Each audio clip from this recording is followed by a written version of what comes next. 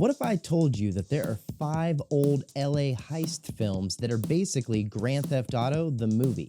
I know you need something to do before GTA 6 comes out. I see it in the comments. I got that problem solved for you. I'm with you. One or more of these movies is the answer to that issue. Also, which movie on this list is going to have you saying, wait, I have literally played this mission? What? These are 5 old LA heist movies that have inspired Grand Theft Auto. And if you consider yourself a real GTA fan, well, then you need to watch these movies. No spoilers here, but this is why you need to watch these 5 movies set in the real Los Santos from a real Hollywood schmuck. Welcome to Vinewood Public Access. I'm Rob Morris and welcome to Vinewood Public Access. We talk about movies and Grand Theft Auto here. Hit the like if you enjoyed this video and subscribe if you also like those two things. It's pretty simple. Let's get into this list. Now, number 5 is the only one where the behind the scenes story almost feels more GTA than the movie itself. And it's one of the first of several remakes we're going to talk about. Number 5, Gone in 60 Seconds. Now, to be clear, as always on Vinewood Public Access, this is not a list of the greatest movies of all time, but rather a tribute list to the movies that shaped the world of GTA. Gone in 60 Seconds is a movie about trying to steal a literal boatload of 50 cars in 72 hours. Now, why do critics hate it and some fans defend it like it's their cousin at Thanksgiving? Let's break it down. To be clear, I am talking about the 2000 remake of the 1974 original that is set in Los Angeles and stars the great Nicolas Cage. A killer but somewhat underrated ensemble cast features Angelina Jolie and Robert Duvall, yes, but also crushing it in this film are Giovanni Ribisi, Will Patton, Chi McBride, Delroy Lindo, Scott Conn, Vinnie Jones, Christopher Eccleston plays one of my favorite villains of all time, Raymond Calitri, and a very unfamous at the time, Timothy Olyphant, provides comic relief in the scenes where Nick Cage does most of his scenery chewing. No shade, I won't hear it. Cage is the man. Now, I'm a real sucker for good character names, and nothing sounds more badass action movie to me than a showdown between Memphis Reigns and Raymond Calitri. Not to mention, the crew is made up of Kip, Donnie, Tumbler, Sway, Freb, and that is Freb, not Fred, Mirror Man. The Juggernaut in this movie is actually named the Sphinx. And maybe the best is Robert Duvall's mentor character that teaches Memphis everything he knows about cars is named Otto. That's right, Otto, the mechanic. It's amazing. Okay, but this is where the real movie nerd shit starts. Strap in. This is where you're going to learn something that makes you seem smart later. Okay, so this movie sits at an impressive 25% on Rotten Tomatoes, but it's a fan favorite for me and so many more who just enjoy a ridiculous car heist movie. The disparity between how much critics hate this movie and how much fans love it is over 50%, so let's talk about why. If you love GTA, you need to see this. Maybe even more interesting, however, is this quick story. As I mentioned, this was a remake of a 1974 film, but the adaptation is pretty loose. The original film centers on a group of car thieves and the 50 cars that they must steal in a matter of days, true. However, it does still hold the record for the longest on-screen car chase at a staggering 40 minutes, during which a total of 93 cars were destroyed. There was not even a script for this movie. The outlines and some dialogue were scribbled on a bar napkin. That movie was written, directed, and produced, and yes, starred in, by a man named H.B. Halicki. People called him Toby. This dude was one of 13 children of an auto mechanic. No, his name was not Otto. For the movie, Halicki supplied most of the cars and used repeated footage of the same vehicles and shots of public incidents to increase the footage, which, as a GTA content creator, I get that. You got to use with what you got. Go with God, brother. So, Mr. I Need Attention from My Car-Obsessed Dad makes his own crazy car movie, and this dude does all the stunts himself and compacted 10 vertebrae performing the film's 128-foot-long jump finale and walked with a limp afterwards. But that did not stop him because he cares about getting attention from his dad. As I was saying, that didn't stop old HB Toby. After the movie, he met his wife, Denise, They agree to make another movie together after their honeymoon. Now, this is regularly credited as the Gone in 60 Seconds 2 sequel that never happened. But I want to put this somewhere else on the internet because I did some deeper research and found out this was not going to be a sequel. Halicki wanted to do a bigger story. This was about a professional international thief specializing in high-profile jobs. His wife Denise was gonna play Alaska Wells, a computer guru and thief, his guy in a chair, as they'd put it in Spider-Man. He wanted to retool his Gone in 60 Seconds with all new characters, a new plot, and a new storyline. Tragically, this did not happen.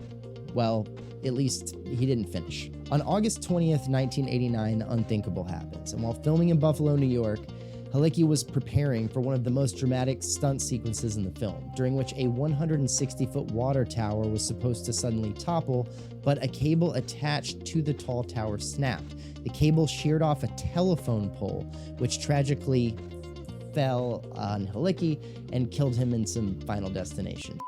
Really bad. However, rest in peace, he did die with his boots on, doing what he loved at 48 years old.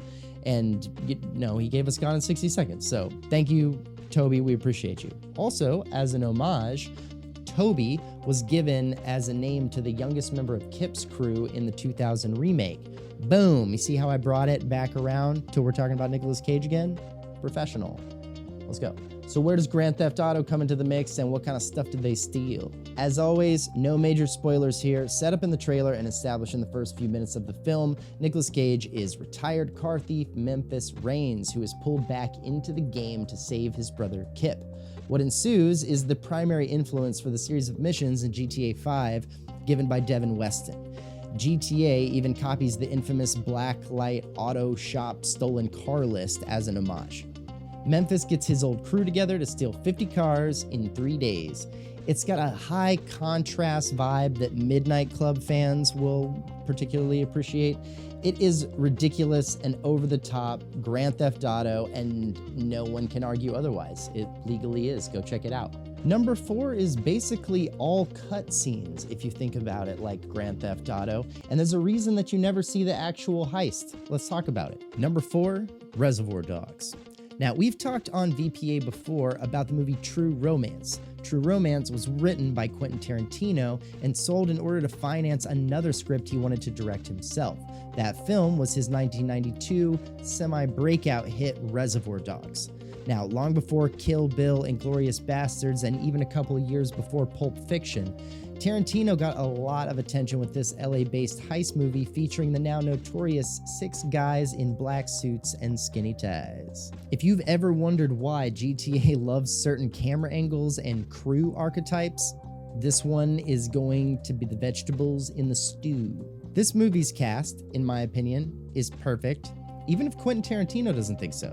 Sometimes you're watching a movie and you think, why is this guy playing this part? For whatever reason, it just doesn't feel right. And if you notice this as an audience member, that is truly bad casting. This movie does not have that problem. Everyone in this movie is exactly who they should be. Harvey Keitel pretty much leads the ensemble of Tim Roth, Michael Madsen, Steve Buscemi, Chris Penn, Lawrence Tierney, and Quentin Tarantino himself. So many characters, plot points, camera angles, and more inspired the Grand Theft Auto series, and I will break those down in a minute. But first, why should you watch it? Here's the weirdest heist movie question. Can a heist movie be iconic without showing the heist? And does that make it more or less GTA? You decide. Here we go. The dialogue and the plot tension are the true stars of this movie. Again, first act, trailer level info here. The movie is basically a combination of flashback footage from the setup and the current real-time situation of a heist gone very wrong. Everyone suspects everyone of snitching, and in what would become typical Tarantino fashion, the story unfolds like a mystery novel in non-linear scenes with a lot of talking. To be clear, great talking. Steve Buscemi has a speech in the beginning about tipping in America that is absolutely legendary. Michael Madsen has fewer lines than the other actors, but arguably steals this movie. The guys in the movie are assigned colors as nicknames to obscure their identities, so Mr. Brown, Mr. White, Mr. Blonde, Mr. Orange, etc. Buscemi plays Mr. Pink, which, based on the stories, is the part everyone wanted at first, given that he easily has the most lines. There's even a mysterious Mr. Blue. You're gonna have to go watch the movie to find out who that even is. Again, the interesting thing about this movie is we never actually see the heist itself. Now, this happened for a few reasons. Mostly, it makes it way cheaper to shoot, but mostly it proves that a heist is so much more than the robbery itself, especially when it goes wrong. This movie was not a smash hit right away. It was made for very little money, and it made very little money initially. For a limited release, it did well, but what did really well was a movie called Pulp Fiction that would come out 2 years later with many of the same actors present, plus John Travolta, Bruce Willis, Samuel L. Jackson, Uma Thurman, Ving Rhames, and more. With suddenly millions of Tarantino fans hungry for more, it was a good time to be printing Reservoir Dogs on VHS. It became one of the most notorious independent cult classics of all time. Now, the GTA receipts. Which famous GTA shot started here, and which moment in GTA 5 mirrors the movie on purpose? Reservoir Dogs is all over Grand Theft Auto. The famous trunk shot used in multiple GTA games is a Tarantino thing. It started in Dogs, and the shot at the end of GTA 5 mirrors it exactly on purpose. Michael Madsen, who plays Mr. Blonde, would appear in GTA 3 as Tony Cipriani. Chris Penn, who plays Nice Guy Eddie, is teamed up with longtime Tarantino favorite Sam Jackson in GTA San Andreas as Officer Pulaski. One thing that is not brought up enough is how the entire movie is framed by the radio. Just like GTA, this film has a fictional radio station that frames the chaos and the violence. Stephen Wright starts the movie as a DJ hosting K. Billy's Super Sounds of the 70s, which immediately sets the tone and leads to the iconic alley walk to Little Green Bag by the George Baker Selection. Finally, it has to be said, Tommy Vercetti is essentially Mr. Blonde from Reservoir Dogs, but shoved into the shoes of Tony Montana. I won't elaborate for spoilers' sake, but hey, if you know, you know. Okay, go check it out. Number 3 contains the biggest surprise maybe of this entire list. I did not even know this when I started researching it, and it totally blew my mind. And it's not some kind of conspiracy, it's real. Stick around. Number 3, The Italian Job. Back to the remakes. We will briefly talk about both versions of this film that gave us the now infamous Mini Cooper escape scenes. Unlike some other remakes, this one borrows a lot from the original. The primary difference between these movies is really the setting and the characters. The original film stars the great Michael Caine as Charlie Croker. But whatever, I hope you enjoyed that. I can't not do that. Charlie leads his crew of comical thieves on a job, you guessed it, in Italy. They steal some gold and they get away in Mini Coopers. The remake from 2003 replaces Michael Caine with Mark Wahlberg, which I think we should experiment with doing in more situations if possible. See what happens. And it makes The Italian Job the first heist of the film that sets up the rest. What precedes is a large-scale Los Angeles-based multi-tiered revenge heist in response to The Big Trouble in Little Italy. No, wait, that's confusing. Not Little Italy. The real Italy, the big one. Here's what I love about this movie if you're a GTA fan. This movie knows how to have a great time and then suddenly slam on the brakes and make it tense at exactly the right moment. So it plays that GTA game. Let's talk about the cast. The original film is loaded up with Brits stealing cars, so I would imagine this was a favorite for the Housers. Michael Caine is joined by the great British geniuses of Benny Hill and Noel Coward, as well as a number of other talented people I would love to tell you about if I knew about their careers, but I do not. And in contrast, the cast of the 2003 remake is a group I think many of us are very familiar with. Here's the thing. This list is about heist movies in Los Angeles and Los Santos, and the 2003 remake is the only one of these two movies that takes place in LA. So I'm going to focus on why you should watch the Mark Wahlberg movie, and as I mentioned, the movie begins with an Italian job, and then the story moves to LA. Without spoiling much, I think this movie does a great job of having fun with the setups and even the finales. A lot of heist movies take themselves very seriously, which makes sense. It's a tense situation. They're in the middle of a high-stakes life, or more likely, death situation. Or the heist is a complete joke, the approach is cartoonish. This movie strikes a great balance between having fun and taking in the gravity of the situation, and the cast is really good at this. Good comedic chops across the board. But they can all knock that off as soon as things get serious and it's time to show up for the adrenaline and the emotional tension. This balance is tough, and sometimes GTA pulls this off too, which is why the games have such memorable missions and cutscenes. I think the cast really makes this movie shine, and it makes it worth watching, especially if you love Grand Theft Auto. Let's hit it. I mentioned Mark Wahlberg. Mentor role is the great Donald Sutherland. Love interest is his daughter Charlize Theron. Crew is initially made up of Seth Green, Jason Statham, Mos Def, and a mustachioed Edward Norton. Everyone in this movie is pretty memorable, which is rare. You walk out of the movie kind of talking about everybody, I think. Except maybe Wahlberg. He's not bad in the movie, but he really has a straight man character thing to do in this, and they don't give him a lot to play with. So you're watching this for the crew, honestly. All right, GTA receipts, let's see them. The influence on GTA is all over the place. The most direct references are the escape from the jewel store job in GTA 5 that sends Franklin and the boys through the sewers. It's a direct homage to the finale of the film. Also, a number of elements of the Union Depository job setup are pulled directly from the Italian job. But here's the best one of all that even I did not know about. So, in GTA Online, there is an adversary mode called the Vespucci job. Now, if you play the mission and you look at the art released with it, it's an obvious nod to the original film of 1969. You might be thinking, wow, the Italian job would make a great video game all by itself. Well, you'd be right. And there was a game released in the early 2000s before the film remake that is based on the Michael Caine original. Here's the big twist. It was published by none other than Rockstar Games. That's right, Rockstar Games published a video game based on the Italian job. However, they did not make this game, they simply published it. More as a strategic move than anything else. The game needed a publisher to distribute in America, and Rockstar needed more street cred in the racing cars and stealing stuff genre.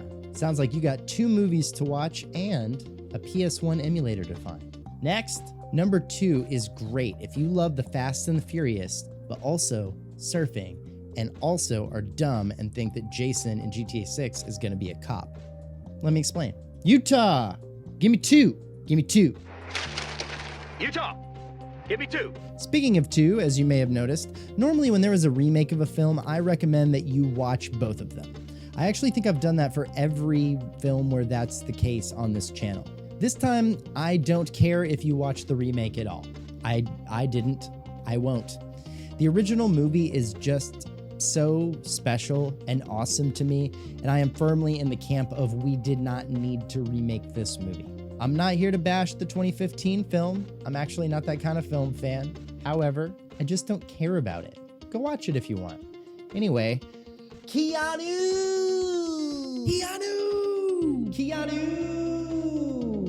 This movie sits at 68% on Rotten Tomatoes, which is incorrect. It should be way higher.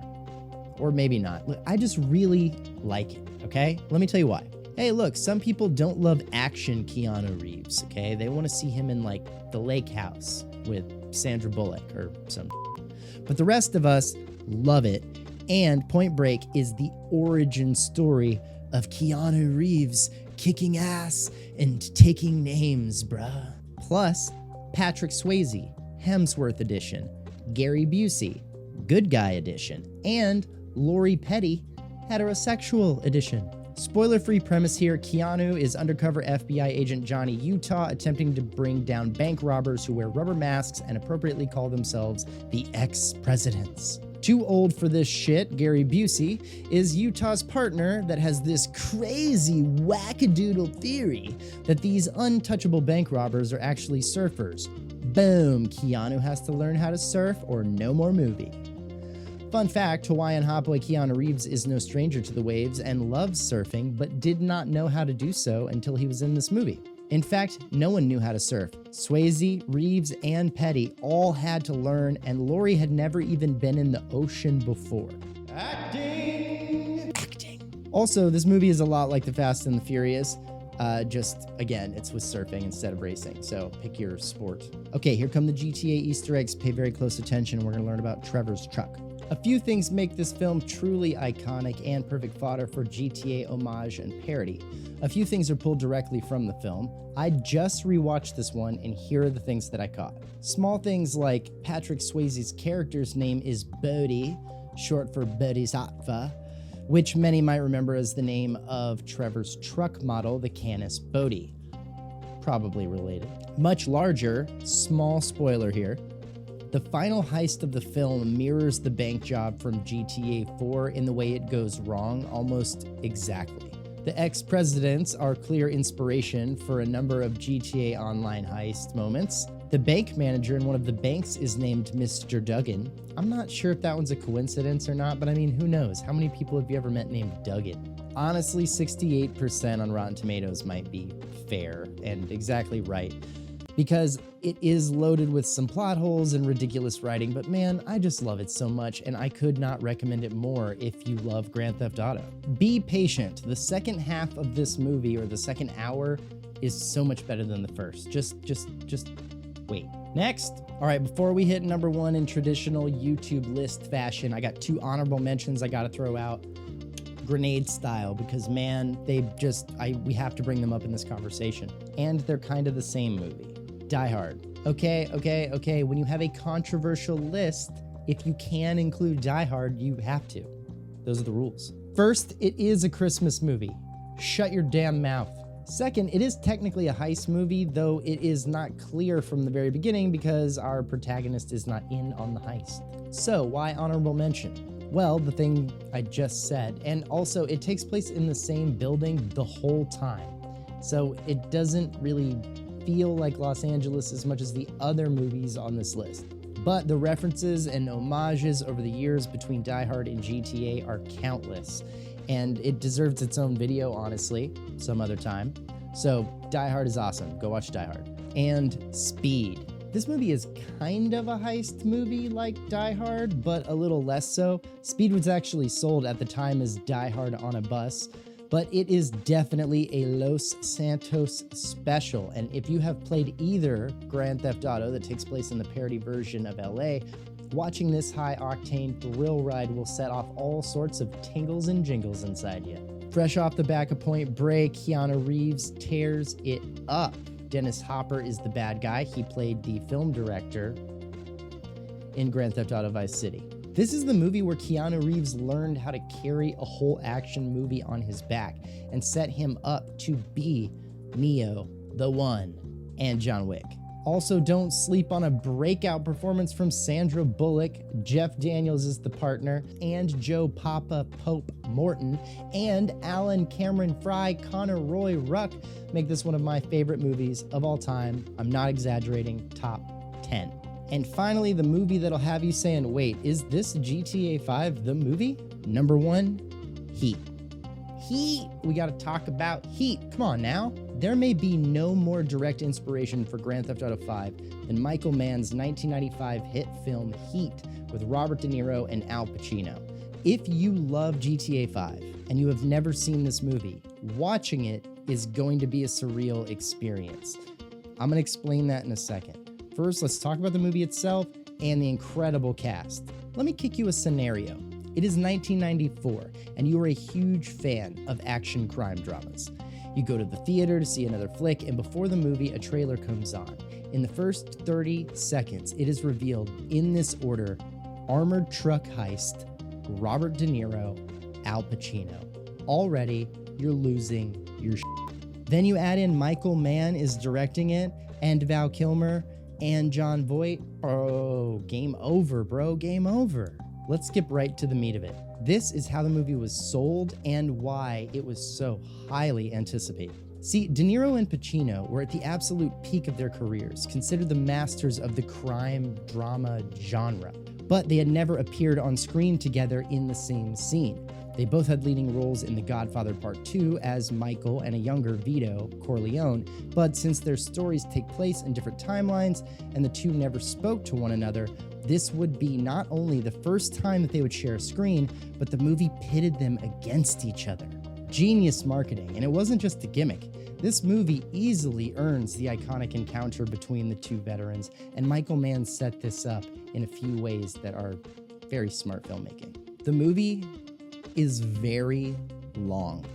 At 177 minutes, this was one of those 90s movies that came on 2 VHS tapes that you had to swap out halfway through like a 2-act play.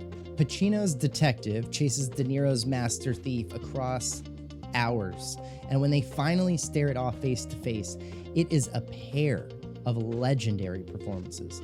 What makes it even more wild and special is that this scene was not rehearsed at all. The two actors prepared, and when they arrived on set to shoot the scene, they had no practice under their belt.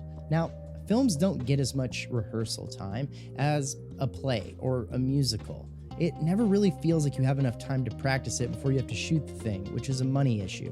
But 0 rehearsal for a scene of this gravity is unheard of. But when you understand the plot of the movie and you trust the skill of the actors, it both makes sense and it worked out beautifully. Michael Mann also broke with film standards and shot both sides of this conversation at the same time with 2 cameras rather than setting them up one at a time, which creates a more natural pacing to the conversation and the reactions of the actors. Truly unique and special American film history moment. And the influences on Grand Theft Auto? That honestly deserves its own video. We'll see about that. But broad strokes, this movie is probably the single most influential movie on the HD universe, especially GTA 5. Michael DeSanta is dressed like Robert De Niro's character Neil McCauley for basically the whole story. Blitz play is almost an exact photocopy of the opening heist from Heat, and Ken Rosenberg actor William Fichtner from Vice City is in it. There is overlap and homage all over the place. If you love GTA, you just need to see this movie. It's just not more complicated than that. Set aside an entire afternoon and part of an evening and watch Heat. All right, now I want to hear from the comment section jury. Which of these movies have you actually seen, and which are you going to go watch right now because of this list? I know there's some of them. If you want a part 2, tell me which list you want to see next. Do I need to do a part 2 of this list? Either way, drop a comment down below and let me know what I missed or what we need to talk about next. Public access. Public. You're the public. Like, subscribe, do all that stupid shit, and a very, very big thank you to our channel members for supporting public access. So important. We appreciate you from the bottom of our hearts to the, well, you know the rest of it. And if you don't, hit the join button, become a member. It's fun. Join our Discord. I'm Rob Morris, American screenwriter, TV producer, and huge GTA nerd. Welcome to Vinewood Public Access. All right, bye.